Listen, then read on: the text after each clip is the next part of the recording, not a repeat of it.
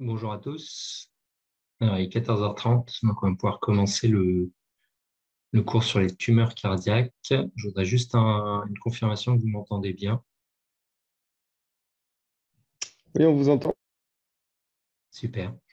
Donc, il y a deux thèmes. On va d'abord parler des tumeurs cardiaques de l'enfant, puis des pathologies péricardiques. Donc, je suis Mathias Lachaud, je suis cardiopédiatre sur le CHU de Grenoble. Donc, on peut démarrer. Donc, n'hésitez pas à m'interrompre. J'aurais bien aimé être parmi vous, mais avec les grèves, j'ai pas pu me rendre en présentiel. Néanmoins, n'hésitez pas à m'interrompre. C'est vraiment important que ce soit interactif au maximum. Alors, les tumeurs cardiaques de l'enfant, donc déjà, c'est une pathologie qui est très rare, hein. C'est une incidence entre 0,3 et 1,4 pour 1000, avec des diagnostics qui sont la plupart du temps quand même en anténatal. Euh, Même si on peut faire des diagnostics dans la période plus tardive chez l'enfant, voire même parfois plus rarement chez l'adulte.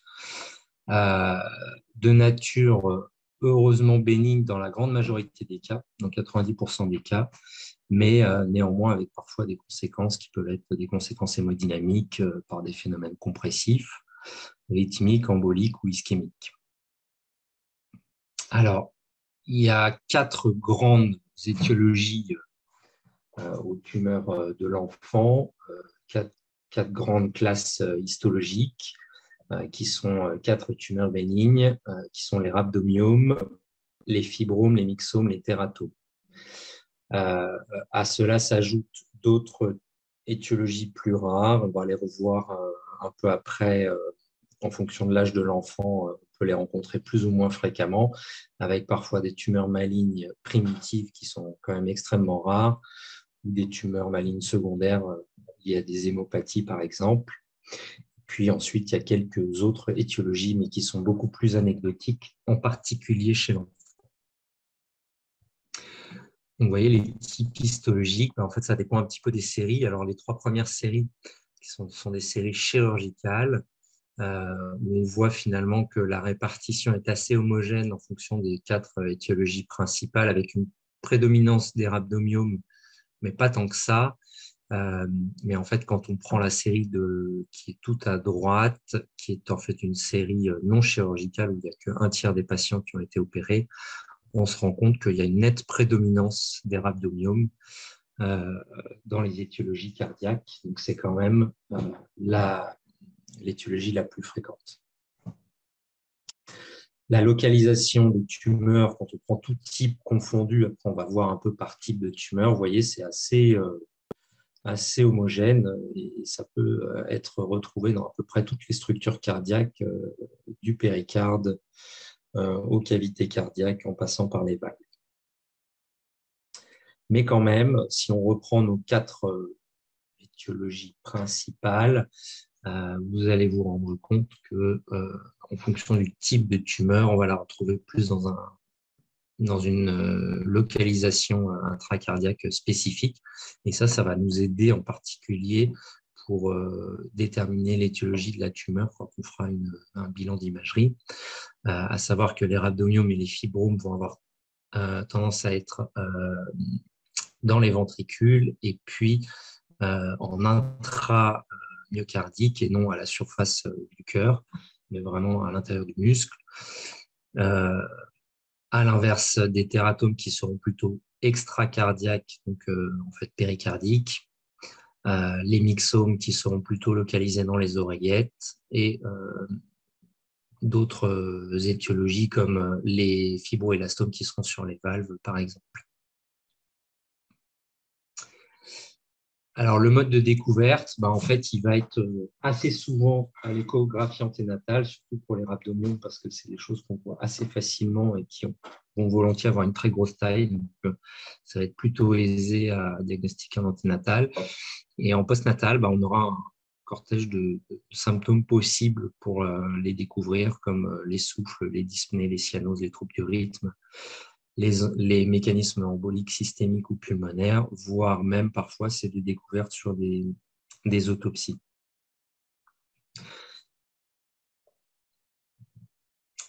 si on s'intéresse aux études chirurgicales, qui sont quand même les études qu'on retrouve le plus facilement dans la littérature, bah, on a l'impression que ces tumeurs cardiaques sont très souvent symptomatiques. En réalité, donc là, sur cette étude-là, on a 70% de ces tumeurs qui sont responsables de symptômes, avec 30% de complications majeures. Mais en réalité, si on s'intéresse à des cohortes non opérées, encore une fois, vous allez voir que cette prévalence de patients symptomatiques est beaucoup plus faible, puisqu'ici, vous voyez que dans quasiment 2 tiers des cas, les enfants étaient asymptomatiques, et dans un tiers des cas, la simple présence d'un souffle. Puis on avait finalement que 43% des cas avec des symptômes qui allaient de l'essoufflement, les arythmies, les épanchements péricardiques, les œdèmes, les syncopes, les mécanismes emboliques, et puis d'autres symptômes comme par exemple des oppressions thoraciques, des palpitations, etc. Mais quand même pour dire qu'il y a une bonne majorité de ces tumeurs qui sont asymptomatiques. En termes de mortalité, vous voyez que en fait, les tumeurs cardiaques ont un taux de mortalité relativement faible, avec 2 pics. En fait, un premier pic qui concerne les rhabdomyomes, et c'est précoce, donc c'est vraiment soit en période anténatale, soit dans la jeune enfance, parce que ça va volontiers être des tumeurs très grosses. Donc on a un certain nombre de complications liées à ces grosses tumeurs, avec un risque de mortalité. Mais ensuite, vous voyez qu'on a un taux de mortalité qui reste assez bas, sauf bien sûr pour les tumeurs malignes, qui surviennent souvent plus tard dans la vie, avec un taux de mortalité pour le coup qui est élevé, hein, qui atteint plus de 50% des cas. Alors, comment on va être capable de différencier les différentes étiologies? Eh bien, on a plusieurs moyens pour y parvenir. Le premier moyen, c'est de savoir un peu sur quel terrain on se situe, et notamment quel est l'âge de l'enfant. Vous allez voir que les étiologies sont variables en fonction de l'âge de l'enfant. Ensuite, on aura l'échographie cardiaque, qui sera quand même un très bon examen de dépistage, et qui pourra même permettre dans beaucoup de cas d'avoir une bonne appréciation du diagnostic. Et puis ensuite, on pourra aller plus loin avec des imageries en coupe, en particulier l'IRM cardiaque, qui est vraiment central dans l'évaluation étiologique des tumeurs cardiaques. Alors, le terrain, il y a l'âge du patient. L'âge du patient, c'est quand même intéressant, parce que vous allez vous rendre compte que les étiologies ne sont pas du tout les mêmes en fonction de l'âge du patient. Vous voyez cette très grosse revue où, en fait, vous pouvez voir que les tumeurs bénignes étaient très prédominantes, ça, je vous l'ai déjà dit, avec que 4% de tumeurs malignes. Et puis, en fonction de l'âge de l'enfant, de la période fœtale à la majorité, on pouvait se rendre compte que les étiologies variaient sensiblement, avec, pour la période fœtale, comme je vous l'ai dit, une répartition à peu près équivalente entre le rhabdomyome, le fibrome, le tératome et le myxome, sachant que le myxome est quand même assez rare en période anténatale. Et puis sur la période de l'enfance jeune, c'était majoritairement rhabdomyome, fibrome, tératome qui était prédominant. Et puis ensuite, plus on avance en âge, moins on retrouve d'étiologies telles que le rhabdomyome et le fibrome, et puis plus on va retrouver d'étiologies malignes, voire des myxomes, parce que vous voyez que les myxomes touchent quand même plus les plus grands, notamment après plusieurs années de vie. Donc finalement, en anténatal, pour faire simple, il y a 3 grosses étiologies, on va dire anténatale et période néonatale. 3 grosses étiologies chez rhabdomyome, fibrome, tératome. Et en période néonatale, on a 85% des cas où c'est ces 3 étiologies, et puis 15% où ça va être des choses plus rares, beaucoup plus exotiques. Et puis, plus on avance en âge, plus on se rapproche des étiologies type myxome ou mal.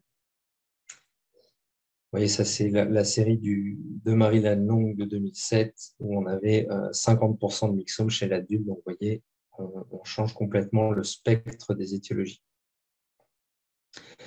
Alors, le terrain, on va pouvoir aussi, à l'aide de signes associés, essayer de s'orienter, notamment, bien sûr, si on a une altération d'état général ou une homéopathie connue, on s'orientera plus vers une tumeur maligne. Et puis, il y a un autre terrain qu'il faut connaître, c'est tous les signes cliniques en faveur d'une sclérose tubereuse de Bourneville, qui est en fait la pathologie qui est la plus fréquemment associée au rhabdomyome et notamment qui s'associe à des épilepsies, à des retards du développement et des lésions cutanées. On va revoir la sclérose tubereuse de Bourneville sur des exemples après.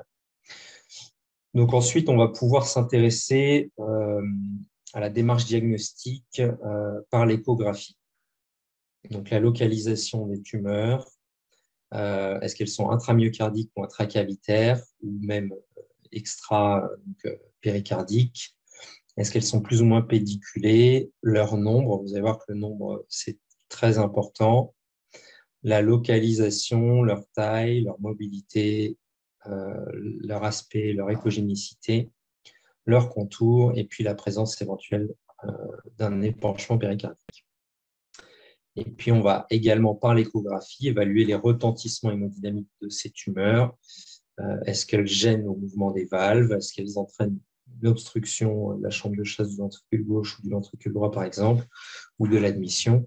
Et puis, en cas de tumeur extracardiaque, est-ce qu'elles sont responsables d'un tableau de tamponnade? Et ensuite, on pourra faire une IRM et vous voyez, on va revoir sur certains exemples, mais chaque tumeur a ses caractéristiques en T1, T2 et en rehaussement tardif. Et donc, en fait, c'est très, très aidant pour différencier les différentes étiologies. Et ensuite, on pourra éventuellement aller faire d'autres explorations, telles que le scanner qui peut être éventuellement également aidant, même si l'IRM est plus performante, le PET scan si on a un doute sur une tumeur maligne, le Holter rythmique, et puis d'autres examens extracardiologiques, en particulier si on suspecte une sclérose tubereuse de Bourneville, un examen cutané, un bilan neurologique ou génétique. Alors, on va passer sur des cas cliniques. Donc, c'est là qu'il faut que vous n'hésitez pas à m'interrompre si vous avez des questions. Je regarde s'il n'y a pas eu de questions depuis le début. Je ne pense pas. Alors, donc, on commence par cette première échographie. Excusez-moi, je vous la relance. Donc, c'est de l'anténatal. Donc, je vais vous montrer quand même pas mal d'images d'anténatal parce que c'est quand même, comme je vous l'ai dit, le premier mode de révélation.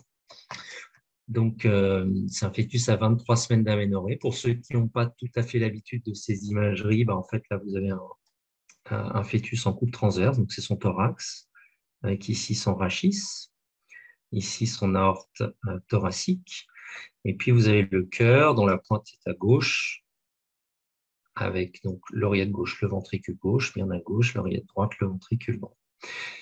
Et donc, vous pouvez constater des choses anormales. Donc, en fait, vous voyez plusieurs tumeurs. On en voit au moins 4, mais en fait, il y en a probablement plus, parce qu'il y en a qui sont derrière. Donc, ce sont des images multiples. Alors, à partir du moment où on a des tumeurs multiples, on n'a pas beaucoup d'arrière-pensée sur le diagnostic. Dans l'immense majorité des cas, on est face à une à des rhabdomyomes, en fait. Sauf si on est sur des tumeurs malignes, mais comme je vous l'ai dit, c'est vraiment beaucoup moins fréquent. Mais en gros, les images multiples, on a une valeur prédictive positive quasiment, qui est vraiment bonne pour les rhabdomyomes. Donc souvent, ça nous permet de conclure rapidement au diagnostic étiologique. En revanche, la valeur prédictive négative en faveur des rhabdomyomes est assez moyenne, c'est-à-dire que quand on a une tumeur unique, eh bien, on a quand même un pourcentage non négligeable de tumeurs qui sont des rhabdomyomes, donc on ne peut pas exclure le rhabdomyome. Pourquoi c'est important? C'est parce que le rhabdomyome, c'est la sclérose tubereuse de Bourneville. Donc, c'est une pathologie grave. Même si c'est une tumeur bénigne qui ne comprime pas, on a besoin de savoir.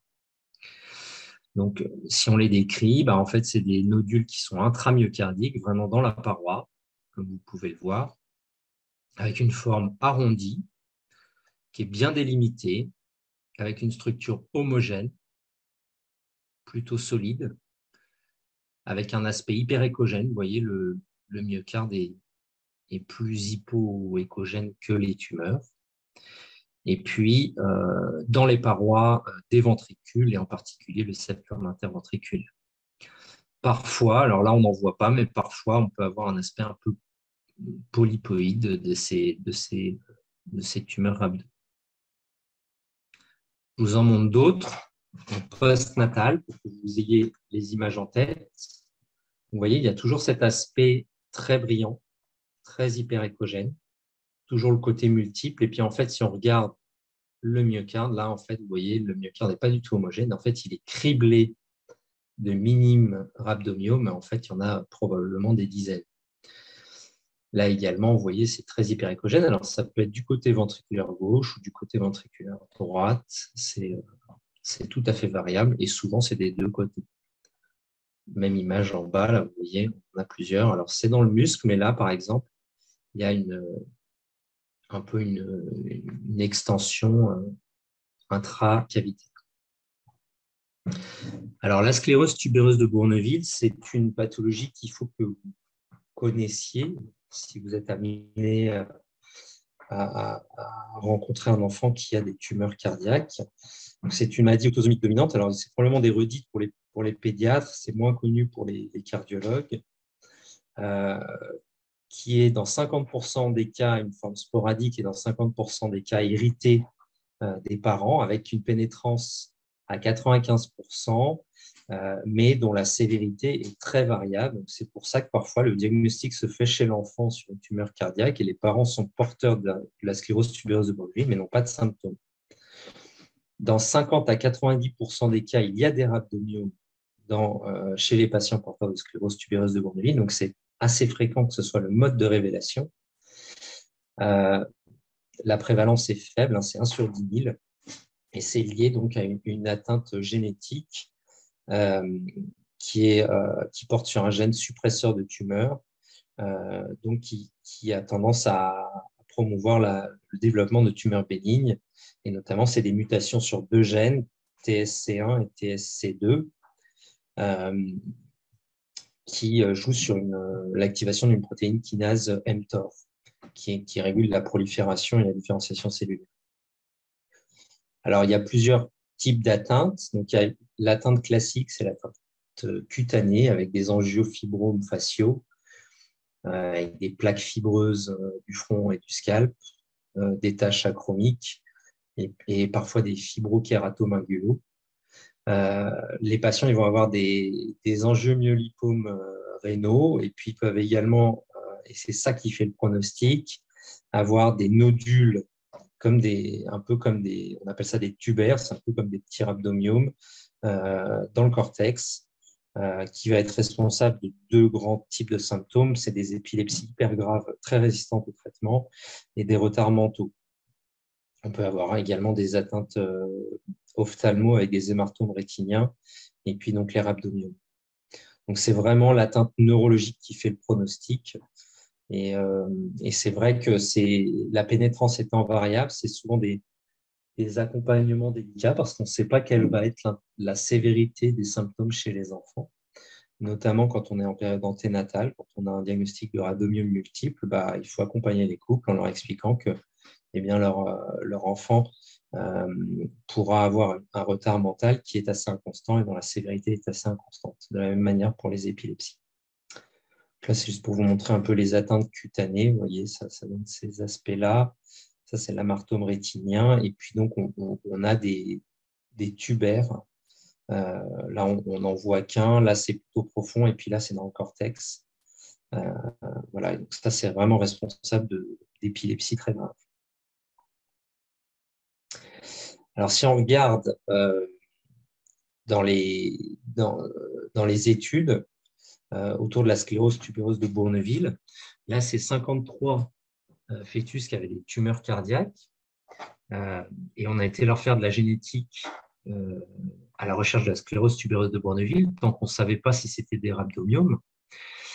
Et on a trouvé chez tous ces fœtus 70% d'atteintes qui étaient liées à la sclérose tubereuse de Bourneville. Donc, c'est pour vous dire que quand même, le rhabdomyome est quand même prédominant chez l'enfant jeune.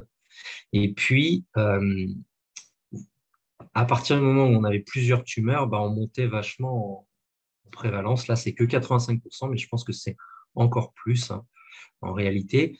Et l'autre point important, c'est qu'il y avait 13% des cas qui étaient des scléroses tubereuses de Bourneville, alors que la tumeur était unique. Donc, tout ça pour dire qu'il ne faut pas se rassurer quand on a une tumeur unique. Ça peut quand même être un rhabdomyome.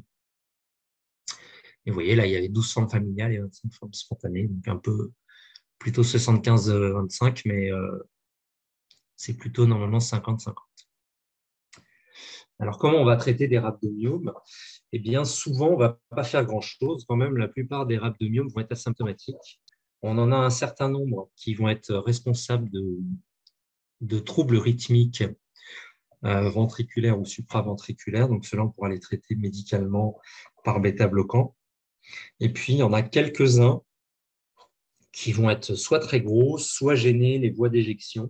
Donc, on peut parfois être amené à les opérer si vraiment ce sont des tumeurs qui gênent. Mais quand même, la plupart du temps, les tumeurs ne gênent pas et leur évolution est quand même vers la régression. Régression ou stagnation. Mais comme le cœur du fœtus le cœur de l'enfant va grandir, on va se retrouver avec des tumeurs qui vont être plus petites proportionnellement. Donc, c'est le pic de décès à cause des rhabdomyomes, c'est vraiment quand ils sont très jeunes. S'ils n'ont pas été symptomatiques à l'âge fœtal ou nouveau-né, souvent, ça va aller plutôt dans le bon sens. Vous voyez, avec 50% de régression, disparition quand même que 18%, donc c'est quand même des patients qui gardent des tumeurs dans le myocarde, mais qui deviennent petites par rapport à la taille du cœur, mais qui sont quand même à suivre parce qu'éventuellement, ça peut donner des troubles du rythme plus tard dans leur vie. Alors, il y a une alternative à la chirurgie qui peut parfois être proposée, c'est l'utilisation d'éverolimus et de sirolimus qui sont des mTOR inhibiteurs. C'est déjà validé pour les lésions cérébrales et rénales et en fait, il y a quelques études qui ont montré que ça marchait également pour les rhabdomyomes cardiaques qui étaient très gênants et notamment quand on pouvait pas, quand c'était pas un rhabdomyome unique, on pouvait aller réséquer facilement. Eh bien, il y a des enfants qui ont été traités par everolimus avec des plutôt bons résultats. Vous voyez, on va dire 8 sur 15 qui avaient vraiment régressé, mais quand même avec une forme de rebond, c'est-à-dire qu'à l'arrêt des immunosuppresseurs, on avait un tiers des cas où ça récidive. Donc, on va garder ça vraiment en dernier recours, mais il faut quand même garder en tête si vous voulez, un message un message classique, c'est que le rhabdomyome, s'il n'est pas compressif, va plutôt aller vers la régression et on va plutôt pas l'opérer. Et il y a même des cas où on a traité par sirolimus les mamans dont les fœtus avec des rhabdomyomes très importants, avec des épanchements péricardiques. Et puis, ça a montré une forme d'efficacité quand on ne peut pas les opérer en anténatal, qu'on ne peut pas faire naître l'enfant. Ça peut être une alternative. Voilà, j'ai fait le tour sur les rhabdomyomes. On va passer sur un deuxième cas qui est cette image. Je vous laisse en prendre connaissance. Alors, c'est encore du fœtal pour ceux qui n'ont pas l'habitude. Je vous montrerai les images après postnatal. Donc là, on a le thorax de l'enfant, qui ici, on distingue l'aorte, qui est donc la partie gauche qui est ici, avec oreillette gauche, ventricule gauche, ventricule droit, oreillette droite. Donc, vous avez une très grosse masse qui est ici, avec un peu d'épanchement péricardique autour de la masse.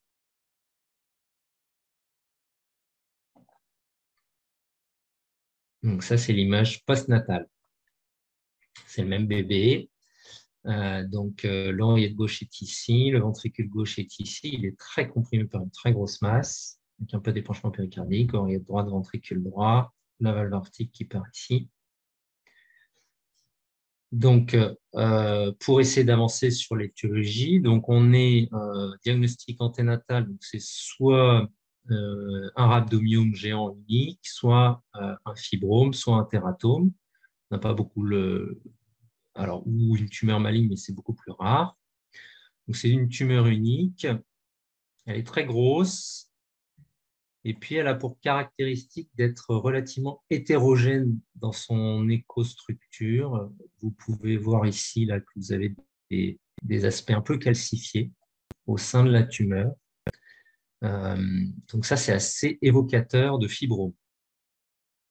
C'est également dans la paroi, comme les rhabdomyomes. Là, c'est la paroi latérale, mais parfois, c'est la paroi septale du ventricule gauche. Et c'est non pédiculé, donc tout ça est plutôt en faveur d'un fibrome géant qui comprime très fortement le ventricule gauche, comme vous pouvez voir. Donc, il ne gêne pas les valves, mais vous pouvez imaginer que le volume cavitaire ventriculaire gauche est très restreint. Donc, ensuite, on peut aller faire de l'imagerie complémentaire, et là, c'est un scanner. Et puis, vous allez voir que le scanner retrouve cette image calcifiée centrale qui est très évocatrice de fibrome. Quand on a des calcifications au sein de la tumeur, c'est très en faveur de fibrome.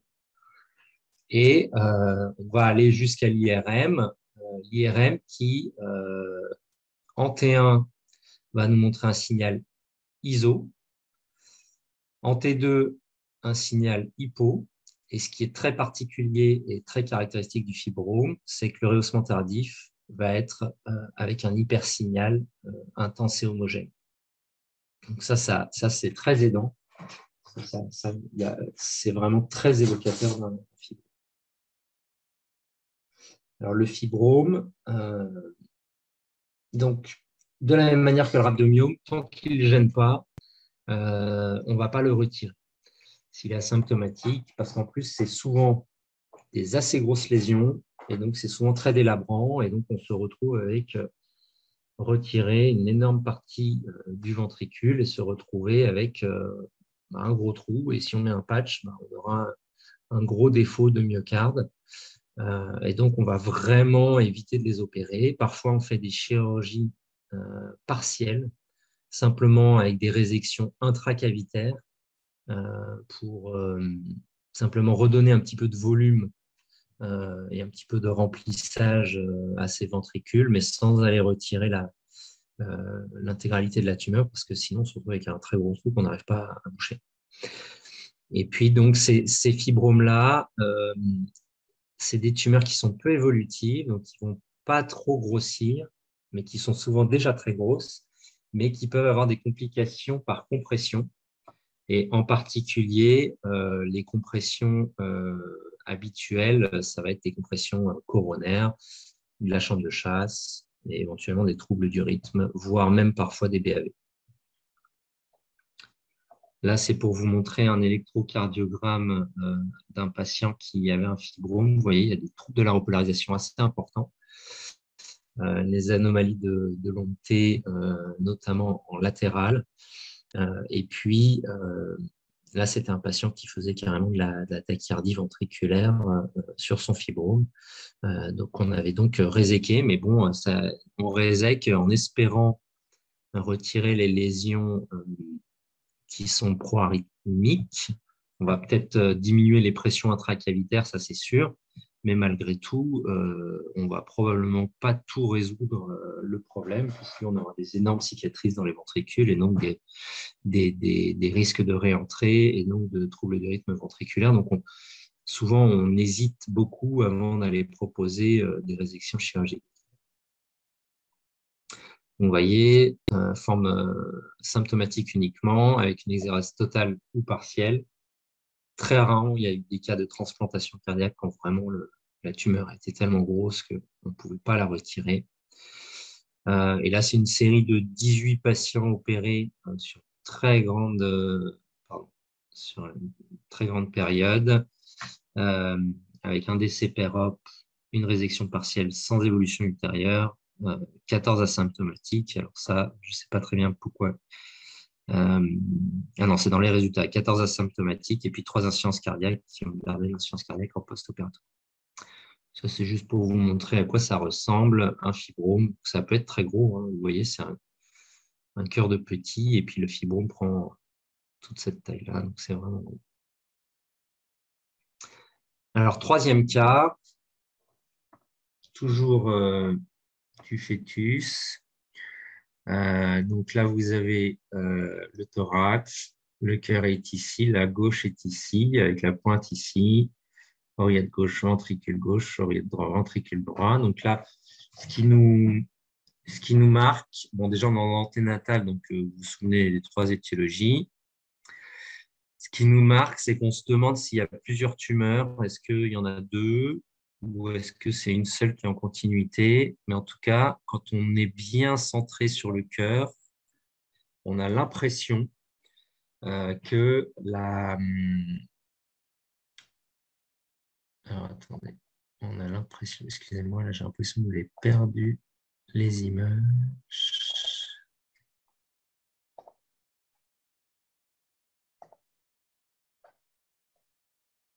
Ouais. Donc, on a l'impression en fait que quand on est bien centré sur le cœur, le ventricule gauche est ouvert et la tumeur n'est pas dans le flanc du cœur. En fait, en réalité, la tumeur, elle est devant le cœur. Et en fait, elle est intrapéricardique. Et ce qui nous met la puce à l'oreille également, c'est qu'il y a un épanchement péricardique, ce qu'on n'a pas vu dans les autres tumeurs précédentes. Vous voyez, elle a un aspect qui est assez hétérogène, assez hyperéchogène et puis un peu polylobé. On a du mal à donner ses contours. Donc, elle est extracardiaque, intrapéricardique. Et on a l'épanchement. Donc, c'est en fait un tératome.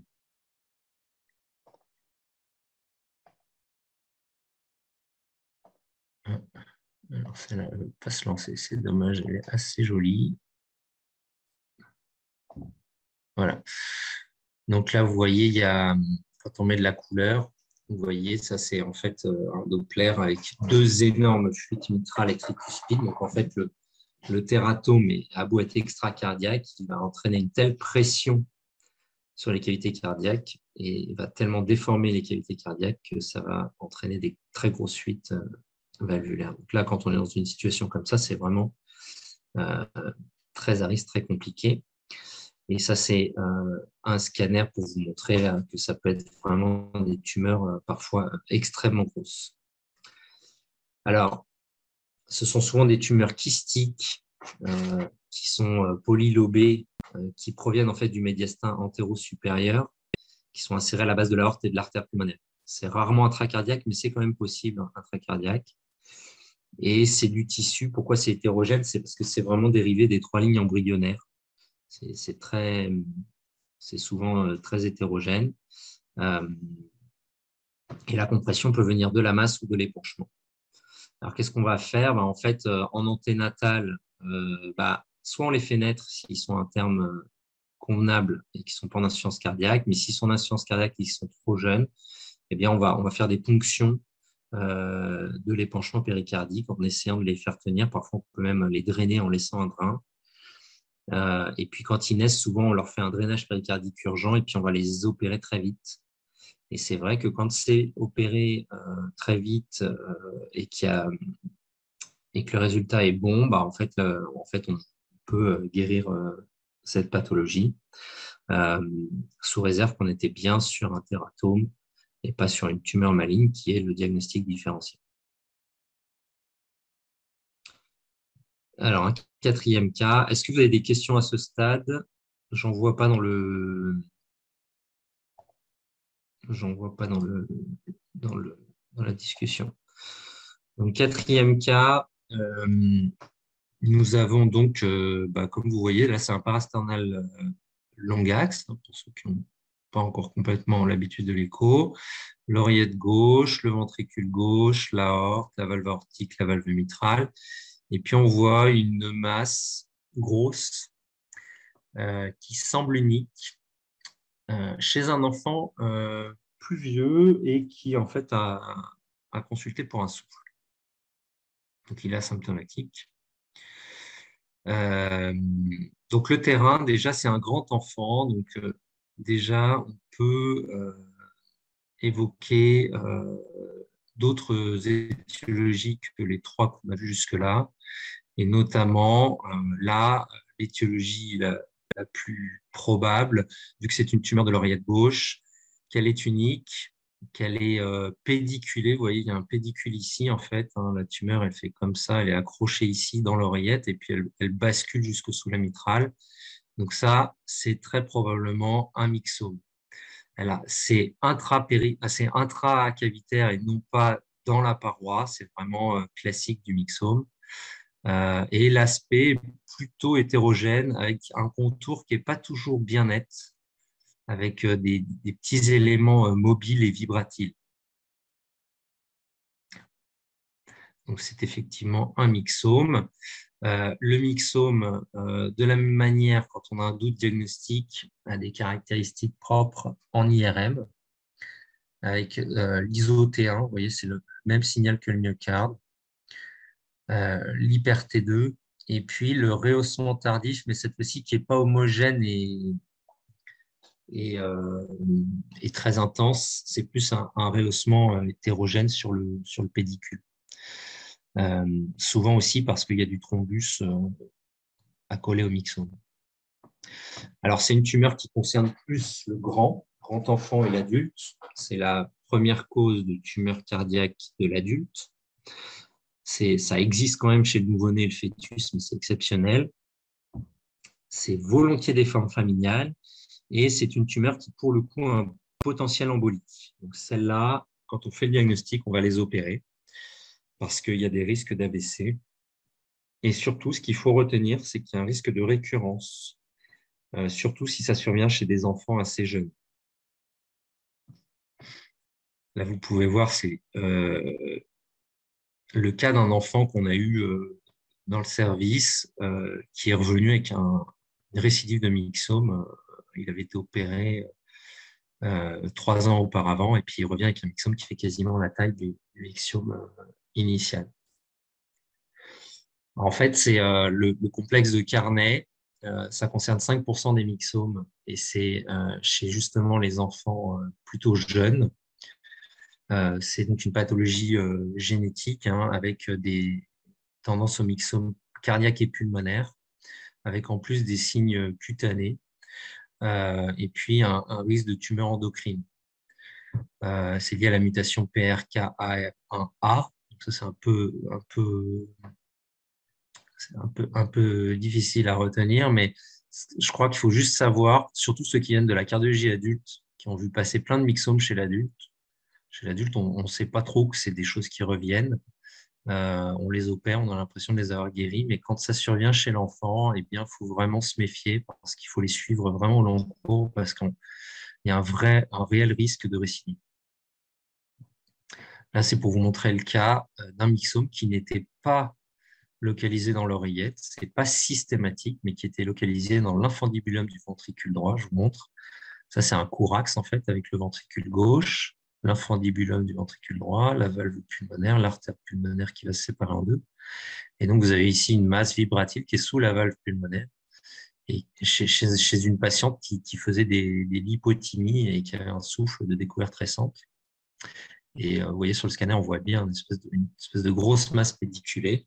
Et en fait, elle faisait des lipothymies sur des bas débits avec quasiment perte du débit pulmonaire du fait de l'obstruction par la tumeur. Et elle a été opérée, elle a été guérie. Il y a des risques emboliques. Là, c'était le cas d'un patient qui avait été opéré et qui est revenu pour un AVC, récidive de myxome. Et en fait, donc c'était avec un processus embolique. Puis vous pouvez voir ici qu'il y a des risques compressifs quand même. Là la veine pulmonaire droite, là, elle peut se retrouver comprimée. Et donc, c'est des enfants qui peuvent éventuellement faire des signes d'insuffisance cardiaque. Alors, le cas numéro 5, c'est une image fixe, que je n'ai pas de boucle. C'est pareil, c'est plus des tumeurs du grand. c'est un fibroélastome. Donc, c'est une image qui est tout à fait caractéristique. Vous la mettez en tête une fois, vous en verrez pas souvent, mais c'est tellement caractéristique que quand vous en verrez, vous y penserez. C'est en fait des tumeurs qui se mettent sur les valves, souvent mitrales ou aortiques. C'est un espèce de petit grelot bien rond qui est bien homogène et qui survient chez le grand enfant et l'adulte. Et en fait, en histologie, quand on les opère, en fait, c'est cet aspect-là, c'est un peu poilu. C'est une tumeur qui a vraiment une forme tout à fait particulière et qui, comme vous l'imaginez, vu cet aspect histologique, va être très à risque embolique parce que c'est à risque de thrombus. Et donc, quand on fait le diagnostic, on va aller les retirer. Et ce qui est assez caractéristique, c'est que c'est souvent sur le versant ventriculaire qu'on les voit, ce qui est plutôt l'inverse des images évocatrices d'endocardite. Parce que bien sûr, le diagnostic différentiel du fibroélastome, c'est l'endocardite, mais vous voyez, ça n'a pas du tout le même aspect. Hein. Ça, c'est une endocardite. Les végétations sont des structures qui sont plutôt volontiers un peu allongées et puis qui vont être très vibratiles et qui vont passer sur les deux versants, mais qu'on va retrouver volontiers sur le versant atrial. Donc, quand on a un doute et qu'on pense que c'est peut-être un fibroélastome, eh bien, quand même, le principe de précaution, c'est d'aller faire des hémocultures, un PET scanner pour être sûr qu'on ne soit pas face à une endocardite. Et puis, bien sûr, le fibroélastome va pas changer la fonction valvulaire. Alors, peut gêner le mouvement valvulaire, mais on ne va pas avoir une destruction de la valve, des perforations comme on a dans les endocardites. Puis, on peut avoir des tumeurs bénignes qui sont plus rares. Je pense qu'il n'y a pas vraiment besoin de retenir. Comme les lipomes, les hémangiomes, ça, c'est des tumeurs qu'on voit quasiment jamais, tumeurs cardiaques hyper rares. Les tumeurs histiocytoïdes, qui sont en fait finalement des tumeurs assez graves, ou myofibroblastiques du ventricule gauche. Là, c'est pour vous montrer une tumeur myofibroblastique du ventricule gauche. L'aspect que ça donne, c'est en fait un envahissement complet de la cavité ventriculaire avec cet aspect-là un peu en grelot. Qui est en fait, c'est une tumeur bénigne, mais qui est extrêmement grave parce que ça va entraîner des thromboses, une insuffisance cardiaque sévère. Là, c'est un cas qu'on avait eu dans le service également sur une mort subite récupérée, qui finalement est décédé de ses séquelles cérébrales, et à l'autopsie, on avait cet aspect-là.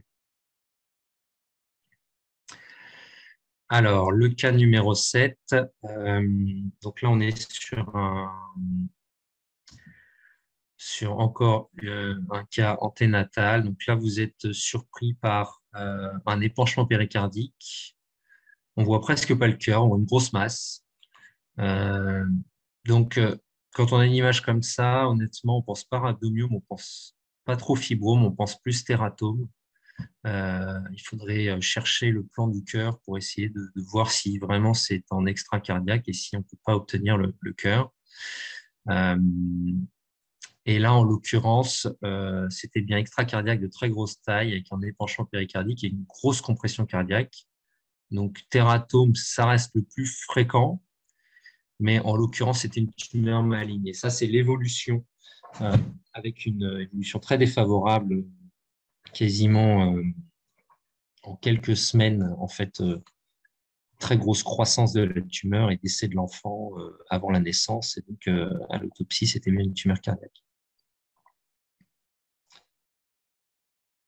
Alors, je vois une question. Le fibroélastome constitue un point d'appel thrombotique. Faut-il introduire un traitement antithrombotique préventif? Alors, en fait, quand on fait le diagnostic, on les opère en semi-urgence. Donc, effectivement, on peut les anticoaguler en attente de la chirurgie, mais souvent, on les opère dans la semaine qui suit. Hein. Il n'y a pas vraiment le temps de les mettre sous anticoagulants.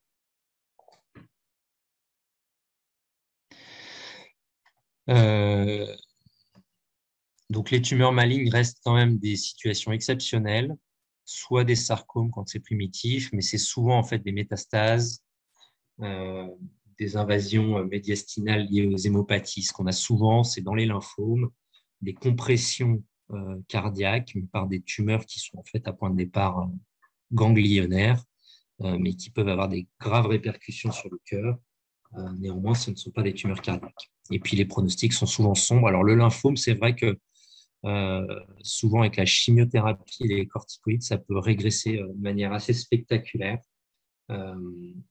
même quand c'est des situations qui sont très, très sévères. Mais bon, le pronostic est quand même pas toujours bon. Et donc, pour s'aider quand on a un doute sur l'étiologie, en fait, on va pouvoir aller déjà, les caractéristiques d'imagerie sont celles de toute tumeur maligne, c'est-à-dire à contour peu net, avec un envahissement des parois, comme on peut le voir là sur ces images. Et puis, on va pouvoir s'aider du PET scan, parce que c'est des tumeurs qui sont hyper métaboliques, contrairement aux tumeurs bénignes, et donc avec une hyperfixation, donc ça pourra nous aider. Là, c'est un exemple de forme très sévère de néphroblastome qui est arrivé parce qu'il avait des œdèmes sur tout le bas du corps. Et en fait, donc, c'était un envahissement du néphroblastome par voie hématogène avec une tumeur qui a pénétré dans l'oreillette droite par la veine cave inférieure, et la veine cave inférieure est complètement comblée par cette tumeur qui envahit complètement. Alors, le diagnostic différentiel, c'est le thrombus, surtout dans un contexte néoplasique. Mais là, en l'occurrence, il a été traité par chimiothérapie, ce qui a permis une régression de l'image. Et puis ensuite, il a été opéré pour retirer le résidu en même temps que la néphrectomie. Alors, je vais vous montrer quelques diagnostics différentiels. Ça, je pourrais vous poser le quiz. Donc, je ne sais pas si vous voyez l'image suspecte. Elle est localisée sur la valve tricuspide. Vous voyez ici là, une image vibratile. Donc, ça, c'est une image classique d'une endocardite tricuspide. Il n'y a pas de secret, c'est vibratile sur le versant atrial. Un peu hétérogène, avec une atteinte de tout le feuillet septal. Donc, les endocardites droites, quand même, chez les patients congénitaux, c'est pas rare. Chez les adultes non congénitaux, c'est quand même assez exceptionnel. C'est un peu réservé aux patients alcooliques ou toxicomanes. Mais chez nos patients congénitaux qui ont volontiers du matériel à droite, comme par exemple des prothèses valvulaires pulmonaires percutanés vont être très à risque d'endocardite droite. Alors ça, c'est un autre cas de diagnostic différentiel avec une image vibratile dans l'oreillette droite. Donc, c'est en fait un thrombus. Donc ça, c'est vrai qu'on n'en a pas trop parlé, mais de manière plus fréquente que les tumeurs, qui sont des diagnostics rares, les thrombus sont relativement fréquents, surtout chez les petits bébés qui ont des cathés. Donc, avant de diagnostiquer un myxome de l'oreillette chez un nouveau-né en néonate, il faudra vraiment s'assurer que ce n'est pas plutôt un thrombus, et ce sera dans la grande majorité des cas plutôt un thrombus. Là, vous voyez sur cette image-là, en fait, on voit la veine cave supérieure avec un cathé qui va jusque-là, et puis ensuite le thrombus. Voilà, le cathé il va jusque-là même. Le thrombus qui est dans l'oreillette droite et qui est avec une partie libre assez flottante. Donc là, bien sûr, il faut traiter rapidement.